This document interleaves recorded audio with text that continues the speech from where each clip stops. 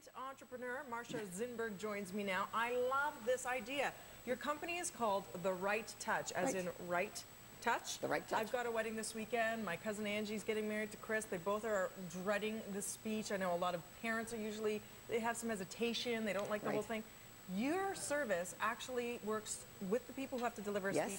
And you'll actually go so far as to write the speech for them. We do everything from helping to edit the speech to writing it from the beginning. We can actually coordinate all the speeches for the wedding so that you avoid a lot of, same thing being said in each speech. Repetition. The repetition.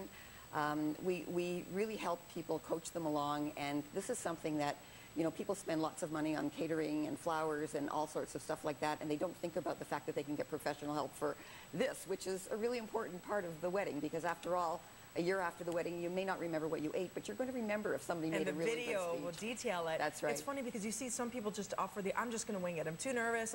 Something will come from my heart. You say, bad idea. Not a good idea. Not a good idea, particularly if you're in the wedding party. If you think you're going to wing it, once you get up there, number one, you probably will be nervous. Number two, you'll probably be emotional. Blank out. And you lose it. So it's really a good idea to prepare, to even just jot down some points ahead of time while you're walking down the street. When you're in the car, jot down some points that you can put together.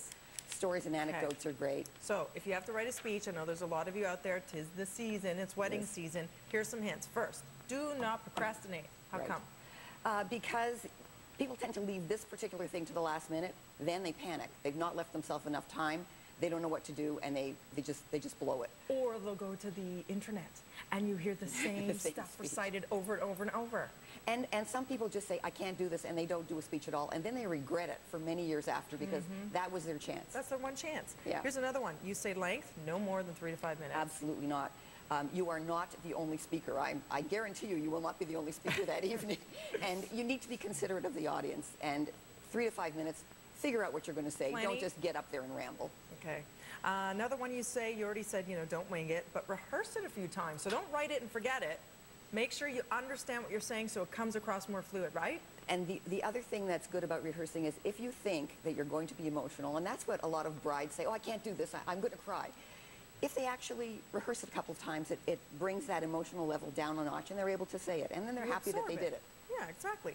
Try not to make the speech a long list of thank yous, which is so hard because there are so many people you want to thank. It's such a big day and so much planning. Absolutely. How do you decide what stays and what goes? Well, first of all, remember that you can thank these people when you don't have a microphone in your hand. And also, try to speak to the other people who are speaking. See who they're going to thank, because what will typically happen is you get the same people thanking the same people. So you don't want to cover that territory. This is so important. Be precise and, say what you have to say, but say more than just thank you. And be inclusive. Remember your new side. Exactly. If you're going to thank one side, you need to thank the other side. Okay, that's really good. Most of us are not poets. You come across as just cheesy. Exactly.